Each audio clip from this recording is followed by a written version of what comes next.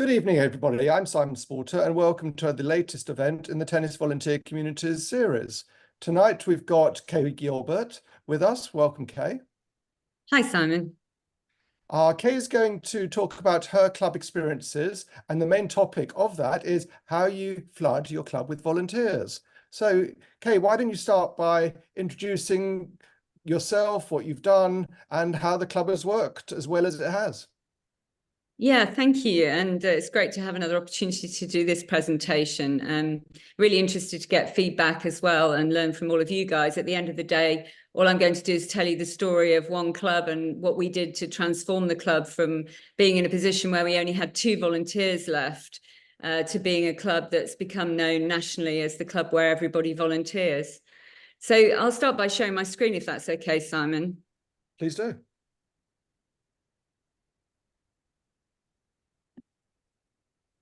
So just to introduce you a little bit to myself, first of all, I volunteer in tennis in many different ways. I volunteer at Trowbridge Westbourne Tennis Club in Wiltshire. We're right on the edge of Wiltshire, on the sort of western tip. So we actually are very close to Team Bath, at Bath University and the county of Avon. We're also very close to Somerset as well. We are about just under 200 members, about 100 full members. And we have 4 tennis courts, 2 of which are floodlit. Some of you may know that I also run the Tennis Parent Community, which is an online Facebook group for 1,800 tennis parents. That's parents of players training within the GB system. So that gets me into all sorts of exciting conversations as well with parents. So got quite a broad experience of tennis and volunteering at major events and so forth. So the club itself, I won't go too much into how we got ourselves into this position, but ultimately we only had 2 people left, and I'd not been volunteering at the club for some time. I'd been concentrating on my own children who were playing a lot of tennis and traveling. So came back to the club as a volunteer just in the middle of lockdown, really. So the club itself is very present on social media. So please do follow us if you're interested on Instagram. Find us on Club Sparks. We have a website, and also on Facebook. And in 2021, we won Wiltshire Club of the Year. And this is kind of our story as to how that happened. So the first thing I'd like to ask of you, if you could be a little bit interactive, is to talk about why you volunteer, because I think this is so key to being positive in terms of trying to encourage other people to join in. So if you could just possibly use the chat to tell us why you volunteer. And while you're doing that, I'll just go ahead and tell you a little bit from my perspective of what I enjoy about it. First of all, I just love tennis, and I love playing tennis, but I love the positive impact it has on other people's lives as well. And certainly for my own family, it's been amazing for us. We've met so many people across the world through tennis, and we really enjoy the way in which it helped our children to develop all the different skills that they have now in terms of resilience and problem solving under pressure. All of those sort of good things that we all love about the sport. So my ambition is to introduce that sport to other people so that they can benefit from it in a similar way. And also, I love the fact you can connect with people and make friends. I went to a tennis clinic at the weekend run by a private provider who ran an event in Bristol, and it was really great to meet a whole new load of people who love tennis. So I just find it a sport where wherever you go in life, you can meet new people, you can go on holidays, you can join clubs, and you can always find someone who'll become a community for you. In terms of my own development as well, I'm really interested in using the expertise I have from my working life, but also to learn new skills and stay young and relevant by working with people from all sorts of different backgrounds and job roles and so forth as a volunteer. And I think I could just get a huge sense of purpose and fulfillment out of volunteering. So I'm just looking at the chat to see what you guys have said. And Tim there said mostly just to give back to a small club that relies on volunteers. Rob. Now I should introduce you to Rob. Rob's actually the chair of the club that I'm talking about tonight, so he's going to chip in with anything that I miss out. Rob loves tennis, social and competitive side, and giving time to the club feels like paying back to the enjoyment and added benefit of well-being and life in general. Also to help ensure the strategy direction of the club remains focused on the future and improving and moving forwards. Alistair just wanted to help out. That's great. Paul, to see the club develop and progress to be better each year. Simon, that's Simon just making an admin note there. Mandy, started as a teenager with my parents and continued throughout my life, enjoyed playing, so it was a no-brainer to volunteer in it as well. And then Ian, my wife has volunteered for our club for the last 30 years, wow, including chair for about 10 years. I've only recently taken up the role, so it's all new to me. There was a job needing doing, so I took it up. So he had the skills. Well, I hope you get a lot more than just using your skills, Ian, but I'm sure you will, and I'm sure your wife has too. So just moving on to the next slide. These are the reasons for volunteering that make me feel a bit nervous.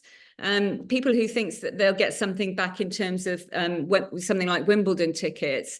It doesn't feel right to me to be doing something just so you get something in return of that nature. Equally, if you end up being paid or getting free membership, and that one particularly irks me because it feels like if you're wealthy, you don't have to volunteer, but if you're not wealthy, it's a way of getting cheaper membership, which seems a bit wrong to me. Also, people who say, well, it would take longer to teach someone than just get on with it myself, or I'm the only one that could do that job. If I don't do it, no one else will. And also, people who volunteer just so that they can play in the team, for example, as a team captain. So what are the reasons that people might be put off volunteering? I think if we make it seem too much like a job with targets and boxes to tick, it becomes something more like what you'd expect to be paid to do. I think we need to make sure we give our volunteers some trust and autonomy in their life as a volunteer. Guide them and make sure that they're within the overall plan, but then trust that they may have a background that brings huge benefit to the club from all kinds of different walks of life. So a lot of trust and autonomy, I think, is important to keep people motivated. I think also having a clear plan for the club that actually doesn't have to have necessarily a very detailed plan, but an overarching plan of where it expects to head and what its values and vision is. And we'll talk a bit more about that in a moment. I think also if you charge too much for membership, it's very difficult to persuade people to volunteer. I mean, I think that's very much in line with being customers as well. And this is something anyone who's heard me talk before will know. I'm very keen on the idea that in tennis, we're customers of the sport. Sorry, that's the wrong way around. We're members of the sporting community, of the tennis community, and we're not customers of the sport. And I think when you start to feel like you're a customer, that's when you don't feel inclined to volunteer. For example, if you've paid a lot of money to join a club, I mean, I go to Tesco's 3 times a week, but I don't feel like volunteering for them. It's this sense of belonging that makes us want to give back. And I think also when people hear about how much other volunteers don't enjoy volunteering, that's not a good thing either, because at the end of the day, people do buy from people. And if you can think of the positive experiences you've had, like we've just gone through, and share those rather than saying the negatives about it. So I'll give you an example. If somebody came up to me and said, we need a treasurer, I've been doing it for 10 years. It's not that hard, but we just can't find anybody. Would you do it? I don't really feel that motivated, but if someone said to me, have you got any skills that you want to give to the club? It's really fulfilling, and we're trying to build a community, and we really want people to get on board with that and try and make a difference and give back to the sport. That's just a different positive language to use. And then the final one that I've got on the list is people who think that they haven't got any time. We don't expect everyone at our club to volunteer all the time. We don't force people to volunteer, but equally, if they've got time to play tennis, then if you think percentage-wise of the amount of time they're spending on court, perhaps they could give a percentage of that back to the club. And do feel free to add things to the chat as we go along. So the process that we used at Trowbridge Westbourne was a 3-pronged or 3-step marketing programme. First of all, to bond the membership together, then to educate them about how the club works, and then to create a culture of contributing and volunteering. And I think if you try and jump in at step 3 before you've done the other 2, that's when people become a bit unstuck. So I'll just step you through what we did in each of these processes. So the first one was to bond the membership together. What had happened at our club was that a lot of people were taking coaching, and that was really the first way that they got in touch with the club, was through our coaching program. So they were often signposted into coaching rather than into being a member of the club. And we wanted to bond everybody together. So the groups that were playing arranged fours, the people that were playing league tennis, the day members, didn't really know each other very well. They were keeping into their own little groups. And one of the best things that someone did in the outgoing committee was that they set up a WhatsApp group for the whole club. And using that technology, we've been able to actually bond together through a communication channel to speak to every member. We also set up a Facebook group, which is a good way of keeping in touch with people who aren't so local, or perhaps relatives and grandparents who want to watch the progress of their junior players, or be in touch with the club some way. And we also made sure that our Google presence was very up to date, and that we got every one that we could to leave us a nice review. And when someone leaves you a review on Google, you have the opportunity to answer. And if you have a look at our Google presence, if you get a moment, you'll see that whenever somebody puts something like 5 stars, I love this club, it's been brilliant, I joined a year ago and I've met so many people, then we answer with something like, you know, we're really glad you found us. You're doing a great job of captaining the men's first team, and we hope you go on to do more and more for the club. So we're constantly reaffirming what people do for the club and talking about how they contribute. And through Instagram, we've also used Instagram extensively, not only to attract a younger audience, which has led to us having more singles play at our club, but also to connect to our local community. I'll talk about that a bit later. So the next slide shows the ways in which we've communicated, and we try to use whatever mechanism people use themselves. So maybe that's simply something on the notice board. It may be something on the WhatsApp group. It may be on the Facebook group. It may be on Instagram, or it may even be an email. And I think that sounds quite a lot of different ways. But if you think about content being created once and then being shared over multiple different channels, it's really quite straightforward to do that these days. It's quite simple and easy to cover Instagram and Facebook off together, for example.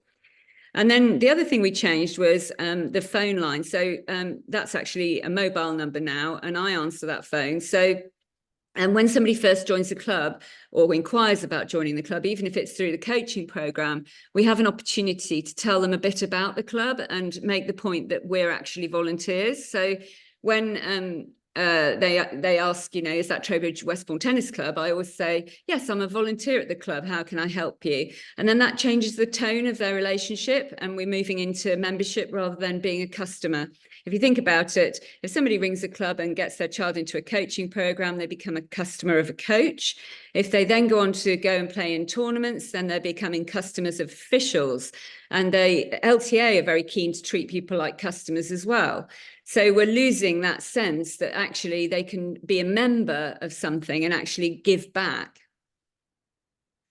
So how do we go about actually letting people know who each other were in the club? We started taking lots and lots of photographs, and at first people were quite shy about that. But as we got going, people started to get it and have a bit of fun with it. And it became almost a bit of a competition as to who could send the best photograph from each of the matches that we were playing. So by spreading the words, it's not so much about knowing the results. At the end of the day, it's nice to think that we're doing well in the leagues, but it's not the be all and end all of the club. But it gives us an opportunity for people to see people having fun out there, traveling around, playing in the league. And for people who perhaps play club sessions and don't play in the league, to actually see different faces that perhaps they wouldn't see normally. So when they see them around the club, they become more familiar with each other. And these are the sorts of pictures we were getting in over the time that we've been doing this, and you can see that sort of everybody's taking the lighter side of life with it, and we're not taking photographs of people actually in action. We're not showing off our talent in tennis. We're just showing that we're having fun. And one of the straplines we always use when we market the club is get fit, have fun, meet friends. And those are the things that are important to us about the club. And then also not forgetting we don't just focus on the teams. We also go down to club sessions, take photographs down there, and make sure that everybody who's playing at the club has a chance to sort of be represented in our marketing. And a lot of these photographs can then be used for promotion of other things as well to do with the club. Another great way that we got people to know each other, we were lucky that during COVID time, the league was cancelled. So a lot of people were keen to play tennis with each other locally. And a really great volunteer, Reg, set up some tournaments, which were just for fun. And they were, I'm sorry, I've lost the word. It wasn't based on ability. We mixed in and we sort of made sure that everyone had a chance to win. And those were just friendly events and free and not run by a coach, run by a friendly volunteer. Sometimes a small payment to get prizes or something, but it wasn't sort of a serious thing. But it was a great way to bond everyone together. And then also not forgetting the juniors as well, making sure that we know who our juniors are and the ones that are competing are the easiest ones to sort of publicise their results with parents' permission, of course. So the second step was to educate the club and the membership as to how the club actually works. And this was, again, a few things to cover. But the first one was our chair at the time. We had a chair who only stayed for about I think it was about 14 months altogether. And he came out of that initial bonding of the community when we went to the club and said, look, would anybody take on the role of chair? And he put his hand up. And he had this fantastic idea to come up with a vision and values for the club. So this is separate from our constitution, really, but it's a part of it in a way. It's to do with what we think the club is all about. And ultimately, you'll get the slides afterwards, I think, from Simon. So you'll be able to read this in detail, but it's also on our social media and on our website. And it basically says that just because you can play tennis well, that doesn't make you a better member of the club. We try to offer something for everybody, and we try to reach out to the community around us as well. But just to have that statement as to what we are as a club, it really helped when it came to making changes at the club. So, for example, when the men's first team turned up for a match practice and said, well, how come the women's team are under the lights, the men go under the lights? We were able to say, well, think about the vision and values. Why should you go under the lights? It doesn't fit. And it sort of gave us that backstop for every decision that was being made. We also changed the way we talked about the club. So when we talk about the club, people think of that as an entity. So now we changed it to our club, a sense of belonging. And when we talk about the committee or the volunteers, we talk about we, not them. So we don't say, for example, they should do something about the leaves. We say we should do something about the leaves on the courts. And that tone of voice of sort of friendly, this is a hobby at the end of the day. And we want it to seem like a fun place to be. So we don't become too corporate in our way of telling people the rules or what's expected. We try and do it in a friendly sort of, come on guys, we're all in this together, let's make this work for everybody. And overarching that is this idea of people being members, not customers of the club, and not being a separation between the committee and the membership, being all in it together. So we're actually a community amateur sports club, and so being inclusive and welcoming is part of our culture anyway. I've already talked about better players not being better members, and also us offering something for everybody. So that's we talk about club sessions, competition, coaching, and court bookings. So 4 different areas within the club you can be involved in, and we have different membership categories for different involvement with the club, as I'm sure most of you do, but they're thought about alongside those different ways in which the customer would use the club. So they're not just based on, say, age or something like that. They're based on their usage. So as part of trying to explain to this new bonded community of people how the club actually works, we did a lot of sort of graphics. And if there's one thing I'd ask you to take away from this, I know some of you probably already use it, but there's a fantastic piece of software called Canva, C-A-N-V-A. It's free. There's a paid version that you can have, but that's free if you're a charity as well. All of the graphics you see here tonight have been created in Canva in the free version. So it allows you to bring in images, text and graphics. And there's a huge bank of graphics within the software as well. So things like who pays the bills, who collects the rubbish, who reads the gas meter, and there's Roger opening the gas box, reading the meter. It sounds really trivial, but he still has to do that. And people should understand that and recognize that. So by making it personal, we were able to sort of bring in this idea of well, if perhaps I could do some of those jobs, those aren't so arduous. So creating a culture of contribution is the third step. And this is what you can do once you've actually got to the stage of bonding the membership, teaching them about how the club runs, and then asking them to help. And one of the ways we did this was by thanking people regularly and publicly. And whenever I put something on the WhatsApp group, thanking someone like Karen, for example, who recycles all of our tennis balls, when she's thanked publicly, everybody on the WhatsApp group gives that a thumbs up. And next time they see Karen at the club, they may well go up to her and say, I didn't know you did that. Thank you. And that just makes Karen feel good about what she's giving to the community. And it makes people realize that you can look for small tasks around the club to do. It doesn't have to be a membership. You don't have to take a role on the committee. We also looked into what skills our members have in order to try and help guide them into an area in the club that they could help. And don't forget to ask your parents of junior members as well. So these are the sorts of graphics that we produced for our social media and for our notice board and for putting on WhatsApp to thank people, either as committee members or as captains or as being involved in tidy up or whatever it is, you know, the people who take care of our waste disposal. And as I say, we use then some of the information we got from our members about what they thought about the club when we did a survey in 2022 to actually add that into our marketing as well, so that, you know, actually when someone is a member of a club and they see a graphic like that saying, yeah, it is welcoming, inclusive, fun, social friendly, I love my club, and that makes them feel a part of something really positive.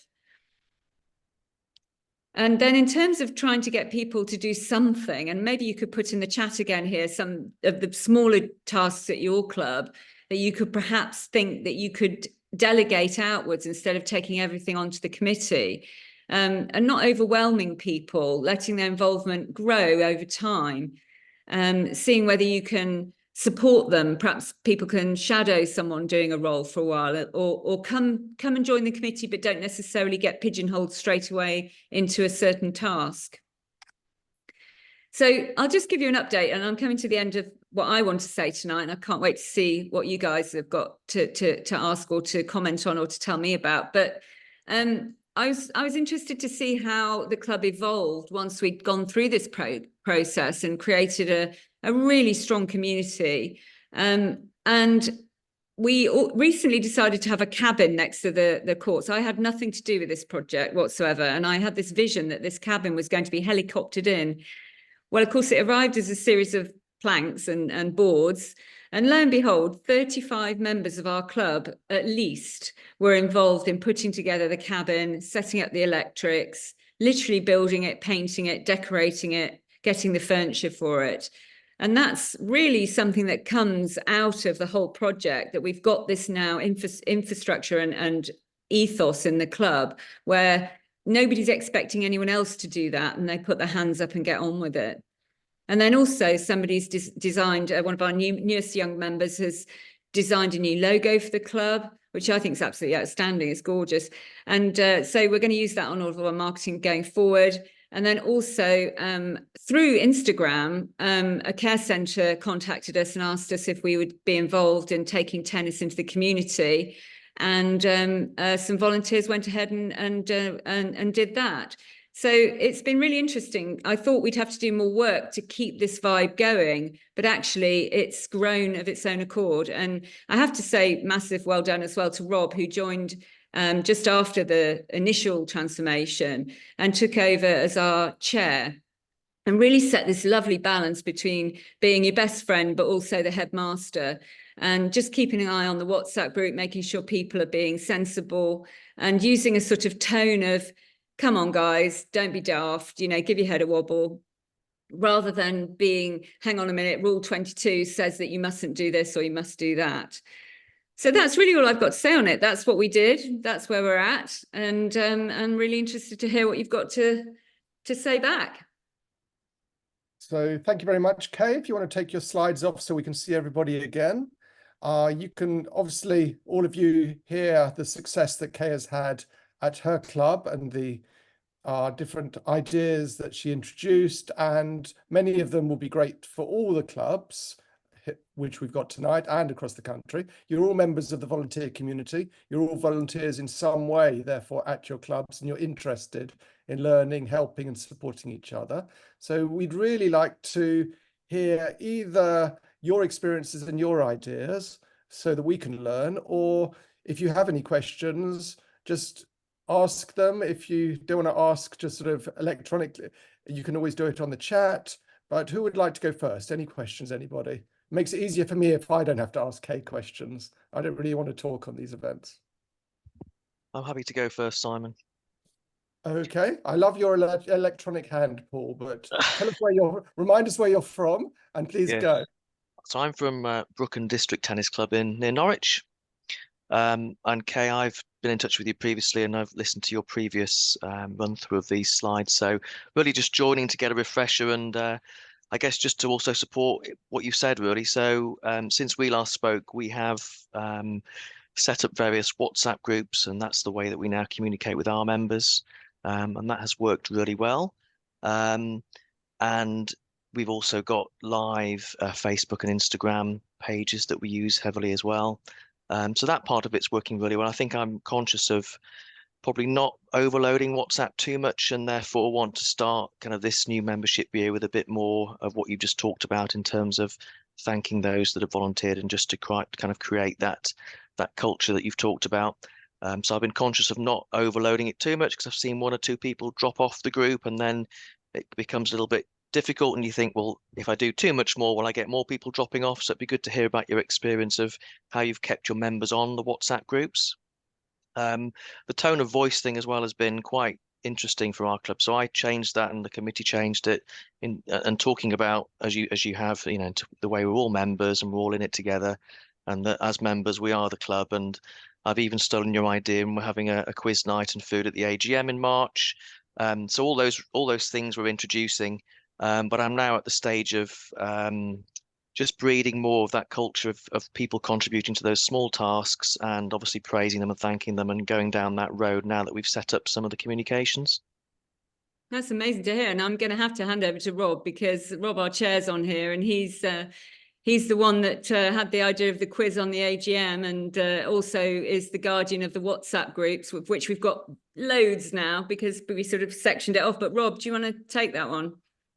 Yeah, I can do. I mean, the AGM quiz and stuff, it was just an extra way of trying to get more bodies along. And it worked. You know, we ended up with, I don't know, 25, 30 people actually at the AGM engaged. You know, we also took the angle at the AGM of try and get everything out in advance, so that, you know, all the financials, all the kind of the plan for the year, summary of the year, you know, we'll tick all the boxes basically by email with documents, so that actually the AGM, I think we did the sort of start to finish in about 14 minutes, which I thought was quite impressive, to then flow through into the social side. And actually then everyone, by getting rid of all the whole kind of political, you know, side of AGMs and the boring stuff, we might hopefully start to encourage more coming along. I think it's difficult with AGMs because people, like, if they're not coming, is that, you know, could be a sign of confidence. But like, I think Kay possibly mentioned this one, maybe it was the one earlier on, we're trying to get as many people as possible just to simply acknowledge the AGM by sending apologies and making a big deal of actually having that kind of side of it's happening. You need to be aware it's there. If you haven't got a problem, fine, apologize and acknowledge that it's there. So that's a really good thing. I think everything that we try and do with a social element. So we're trying to create that kind of fun side. It's like gardening. If we do it in the summer, we all get loads of ice creams and all that kind of stuff. We've built a cabin purely so we've got an on-court presence alongside the clubhouse where we can have drinks, fridges, all the kind of stuff that you want to be able to host the social side of tournaments that obviously Kay talked about. I think the WhatsApp groups are great. I think they are sometimes a little bit of a poison chalice, because you can invite people to spam and just send a load of random stuff in there, which there's a balance between being like the WhatsApp police and actually just encouraging conversation in the social side, because we're all here for social side. But we've got rules in the description of the WhatsApp group that state kind of, this is a tennis group. It's about the club. It's, try and keep it on subject. If you don't, we'll delete your messages. If you keep doing it, we'll, give you a little warning of we're going to kick you out and you can just become, a silent WhatsApper, or your post will have to be approved or whatever it might be. So there is an element of that, but certainly you get that recognition of achievements and success. And, when people are volunteering, to acknowledge the fact that they're doing it, like Kay said, it's that people just get that it's cheesy, isn't it? That warm feeling of actually they're getting acknowledged for what they're doing. They're not just doing it and it's a thankless task. So I think that's really important.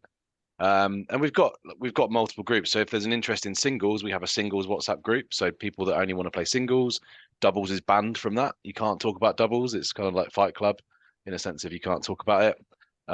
We've got a day session, morning WhatsApp group, and then we've got an overarching club one, which has got, I think we've got about 115 members in it.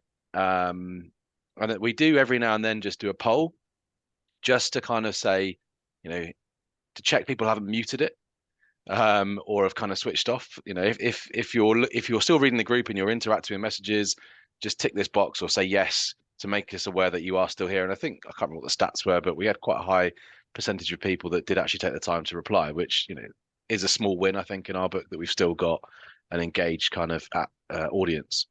And I think the one thing we have done is we've made sure that all the not boring, day-to-day admin stuff goes out on email. So we've got you've got the audit trail, you've got the records that go out kind of that way, but then we have a nudge on the WhatsApp to say, check your emails, go and have a look at this, and go from there. So it's a hugely interactive way of keeping everyone social, getting games played, keeping them up to date with the club and everything else. So yeah. Thank you very much, Rob. That's really good. Would anyone else like to ask a question or to give me Mandy?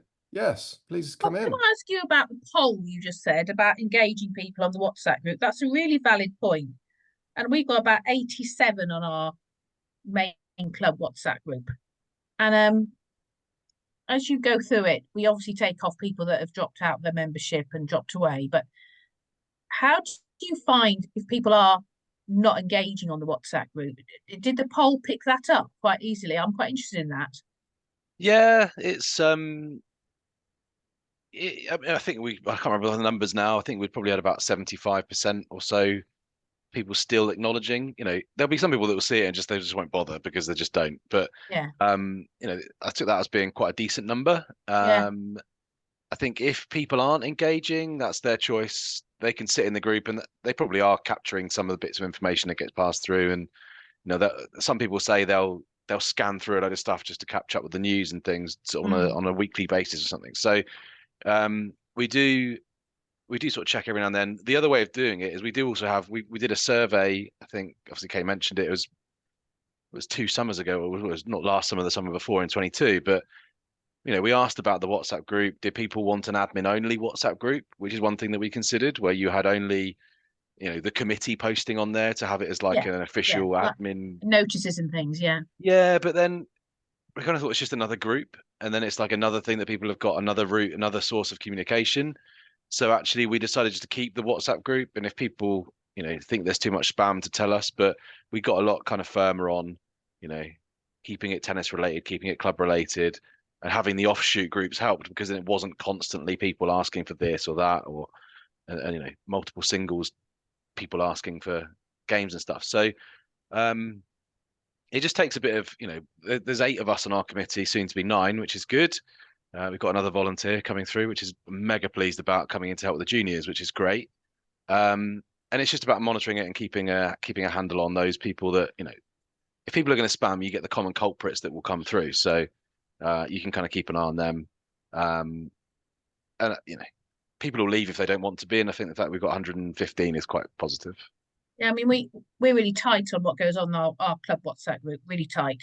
The admin are absolutely on it. I mean, somebody put something on, I think a couple of months ago, and within about 5 minutes, I had a message from somebody going, "That should be on there, Mandy, take it down."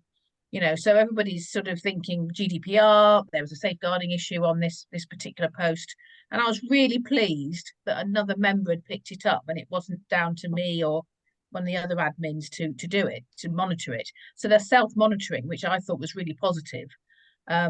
So I think the idea of finding out actually who is engaging, and if I put something on there, say check your emails, I get a 95% open rate on the email, which is quite interesting. Whereas before, if you just ping an email out to everybody, you don't always get that open rate. So yeah, thanks for that, Rob. You have to resist the urge to sit on Club Spark and see who's opened it. Yes, I agree. Thank you very Guilty of that. much, Mandy. Is it possible you could all just put into the chat the size of club you've got, how many members you have? We'd be interested to know that. And also maybe if you've got any idea how many people within the club contribute currently to the different roles within the club. Not so much how many are in the committee, but how many people actually do something to help the club grow stronger, and they really do participate. Anyone else got any questions in the meantime, or any contributions? I'd rather not have to ask people, because I've got lots of questions for Kay otherwise. Okay, one question for you then, Kay. With reference to succession planning and getting people, if you like, some people are sometimes scared to take on a role. They're not sure what the description will be, how long it will take. And it's very often very useful to have somebody doing a role and then kind of saying, I'm going to do it for another 6 months, but I'm happy to sort of transition now to somebody else, and I'll help them sort of learn the ropes, if you like. Have you addressed that, and have you addressed that? Yeah, that sounds quite formal. I think so I've had numerous coffees with people who've said that they might be interested in doing something, and just sort of planted the seeds of ideas as to how they could join in. And then sometimes it takes a while before they then come back and say, actually, I'd like to do that. I think our new chair of the sports committee, we had a coffee about 3 years ago, and that sort of grew, and when the time was right. I think it comes more from the fact that we have this tone of the expectation that in some way everyone will contribute.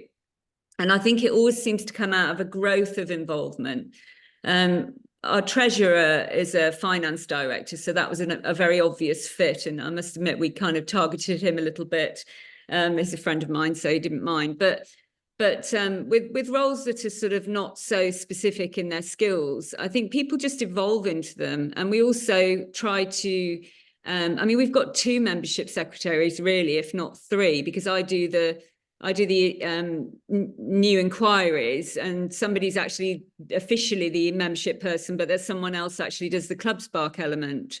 So there's lots of sort of wheels within wheels, and hopefully no job is too arduous. And then that way, if one person said, look, I've kind of come to the end of my time doing this, you've still got a team there that will sort of take it on, or can bring someone else in new, and they can sort of change so we don't really have these delineated roles quite as much as we used to have in the past. Okay, great. And a lot of clubs across the country, I know because I speak to them, they partner with their coaches, and the coaches obviously earn a living, but they also contribute quite a lot on a voluntary basis, for example, helping with this event or that event, and it helps them to get to know the members better. But then those same clubs then sometimes become a little reliant on those coaches to fulfill some of the roles that members could be doing, for those members to feel part of the club. So how do we tackle that kind of thing across the country? Yeah, I mean, I think my personal view is that we've gone a long way to professionalising coaching, and isn't it great that tennis coaching is one of the few sports where you can make a living from actually being a coach. But we've got to be really careful of the balance of that alongside volunteering, because I think if you and definitely coaches should, you know, the committee and the coaches should be aligned in a vision. And I know I hear a lot of coaches saying this all the time, there needs to be alignment. But I always think about alignment not just being when you actually start the role, but all the way through, because clubs often think, you know, we really need more coaching because we need more members. And then suddenly the coach comes in and becomes successful. And then they say, okay, well, that's kind of enough now. Thank you. We don't want you to be too successful because we kind of like our courts available for us as well. So you kind of have to have a vision when you take on a relationship with a coach as to how it looks when it's working well as what it looks like now. So what the sort of maximum that the club can cope with, as well as not getting too excited about the growth in the short term. So yeah, sort of a target of what the club looks like when it's kind of full almost. And then also just making sure that the coach's responsibilities, because coaches kind of do have customers. And I know there's some great coaches out there that are doing all kinds of voluntary stuff, but that delineation between having being a customer of a coach but being a member of a club, and the coach themselves as well, at what point their role that they're paid for, if you're giving them some kind of retainer, or if they're doing for some personal gain because ultimately they're running a business out of it, isn't putting off the members from being part of the volunteering structure. So I personally really don't like coaches being paid to do things like membership secretary, because it blurs the lines too much for my liking. I don't know whether anyone else already does that. Does anyone do that? Do you pay your coaches to do any of the roles in the club? No, some coaches, some clubs do, and I don't know if it's a legacy. I suppose it depends on your coach and how much they want to give to the club. But then you do get some wonderful coaches who not only make their living from the club, but contribute as a member of the club as well. And it depends on the coach. And as I say, I think it depends on what it looks like in your mind when it's working well. Right, thank you, Kay. A question for all of you. When new members arrive at your club, how do you welcome them, and how in effect do you then describe to them and introduce the culture and the ethos of the club to them, so they then feel part of the club and they know that they're members of a club, they're not customers? Anyone want to give a go at answering that one? I'm sure Kay will have an answer to it. Yeah, I'm happy to. Yes, I think one of the things I've written down is that that's something that I want to certainly improve on for our club. So we have a really comprehensive kind of welcome guide for new members, but I don't think, whilst they will have a conversation with membership secretary, I don't think there's as good an introduction and induction as we probably could have, talking them to about the ethos of the club and what we're here for, and that we're volunteers. So that's certainly something I've written down to improve on. Okay, thank you. Mandy, you must have a view on that one. I'm going to stay quiet for a moment, Simon, if that's all right. Okay. I love all the ideas coming out. Brilliant. I'm listening. Okay. I'm writing everything down. Yeah. Sorry to ambush you, Mandy. It's fine. I think when somebody first joins the club, if you set the tone from day one, even from the first call, and also because we had a lot of new members through our Instagram work, a lot of younger members joined. And, people are so used to being customers of the world these days. When someone says to us, what time does the club open? We say, well, it opens when you get your key out and open the door. And that's something that's quite unusual, particularly for younger people. They said, well, I'm allowed a key to this club. Yeah, you're allowed a key to the club. You can go in and use a shower if you want to. I mean, rather you didn't sleep in there overnight. But apart from that, it's your club. And that's something that's really new to a lot of young people these days, because they haven't had that in their lives. They're customers of the world. Thank you, Kay. Ian, please come in. And where are you from? Which area? I'm from Morpeth in Northumberland. Okay, welcome. Up in the far north. Just going back to your question, really, about welcoming. Usually members or new members phone the secretary, take the number off the website, and we have a welcome pack. And one of the things we usually do is invite them along to one of the social sessions, you know, to try it out and Sure. see how they enjoy it. If I mean, we never exclude anybody from socials. It's always you know, we don't set any bars for social sessions, so encourage people to come along to those. Lovely. Thank you very much, Ian, for that. Kay, reference the AGM. We were talking about apologies. So one of the things following up from that, I like the idea because it makes people more engaged. And at my club in Radlett in Hertfordshire, we kind of, when I was chairman, I always worked on the basis that if they didn't come, it's because they didn't have a problem. But would have been nice if they came as well. So the quiz is a great idea. But one of the things we then did introduce is kind of apologize if you can't come and give us a little bit of feedback. Tell us what you love about the club, just so they actually start to engage a little bit more, because we're quite a large club, 11 courts, quite a few hundred members, and a lot of people do just turn up and you don't really hear from them because they're just happy all of the time. So we've added that into the sort of questioning. Yeah, I think as Rob said, we decided it was I got a bit of a sort of challenge myself really with it, to say, well, hang on, if there's an AGM, that's for the whole club, right? That's not like a party that you've been invited to. You know, it's actually something that is your club getting together to discuss your club's future. So if you can't make it, that's fine. But why on earth would anybody say that they can't make it, but they can't send their apologies? So we've got this crazy goal that next year we're going to get an apology from everybody who doesn't attend, because it's not that we want their apologies. Obviously, that's kind of a trivial thing, but it's the fact that they have to sit down and think that they're supposed to be there, and they acknowledge that, and they apologize that they can't be. Yeah, no, I get that. Anyone else got any further thoughts? Just across the board, anything to do with flooding your club with volunteers? Everybody feel that they're going in the right direction? Anyone feel that they've got a lot of work to do? We've obviously got the peak of the season for most clubs starting sort of March, April time. Any new initiatives? I think there's some in the chat, Simon, actually. Somebody was saying Okay, right. that they do a welcome presentation PDF, and they're thinking that they may have to update it. That's from Alistair. And that they've got this issue with the 1 megabyte limit on Club Spark emails. And Rob gave a solution to that, I think. Do you want to explain that one, Rob? Yeah, go on, Rob. Yeah, I can do. It's fairly straightforward. We have a like a club Gmail, but you might have like Google Drive or OneDrive or various different document storage kind of sources that you have.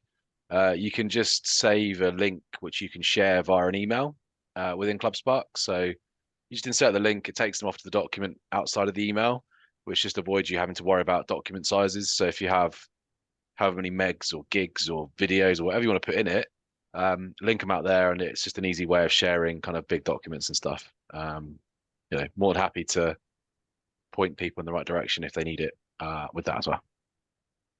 Okay, so after this event, if anyone wants to connect with Kay or with Rob, that would be great. Obviously I'm going to email you all with recording link and that type of thing. And I think something to remember is you all as volunteers can rely on the LTA at a macro level if it comes to something like a welfare issue, safeguarding some templates, potentially loans, but their role in tennis has changed, it has evolved, and they won't be running your clubs. You and your members are going to be running your clubs going forward. It probably should always have been like that, but 1 or 2 clubs across the country probably got a little more support than the majority of clubs from the LTA historically. But I think that there's much more of an even playing field, and we're all going to know that we need to sort of be strong together as a group. The volunteer community, we're now strong by over 2,000 on the Facebook group. an additional 1,000 or so who I contact via email. So we've got a lot of coverage across the country now. So any question you ever have, you will get an answer. So don't be shy, post a question, you'll get 5, 6, 7 numerous answers, probably within 2 or 3 hours. Thank you very much, Kay, for your help tonight. Actually, Simon, can I say one Yeah, more thing before we course. go? One thing that I should have probably championed more is using parents, because as the curator of the tennis parent community, I've seen all the skills that parents have. And I do have a sort of secret mission with the parent group, not just to connect parents together in tennis and to help them to share their stresses and their ideas and their experiences and come up with a mechanism for best supporting their own child in tennis, but also to make them feel like they've joined a community and that perhaps they might consider giving back to the clubs and becoming volunteers, even if they don't play tennis. And then in addition to that, possibly becoming future coaches, future officials, or volunteering at major events. And I think that's one of the things that was really great on the tennis parents community, when people started talking about having gone ahead and done those things as a consequence of learning more about tennis. So it just goes to show, when you open up the conversation and actually educate people about how things work, they stop blaming the LTA for this, that, and the other, and realise there are mechanisms for them to actually help themselves or to contribute and make a difference. Lovely. Mandy's just asked a question. Has anyone got a club YouTube channel? Any thoughts on that? One of our members is quite a famous Polish rap star. So does that count? He's got a YouTube channel.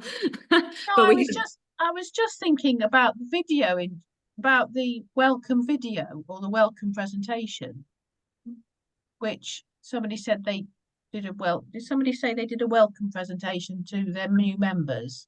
I think it Welcome was a packs. PDF, but I don't. Yeah. Yeah, it could be a video. Why not? Yeah, I think that's a If good it was idea. a video of some description from, somebody who's pretty good at that sort of thing, or you can set up a channel.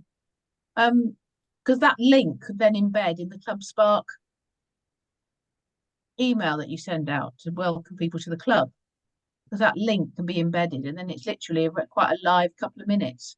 I've just had a bit of a brain thought about that. I've just had a bit of an epiphany, thinking, I wonder if that's worth investigating. Paul's looking at me, I know. I like the idea. I like that idea. I'm just visualizing myself at the club, Mandy, now taking a video and what I might include in it. So yeah, I think we should both do one and share it. Yeah. I look forward to seeing the drafts. So thank you very much, everybody, tonight. If you could just stay online, I'm going to stop the recording now just to do a little advert. One moment, please.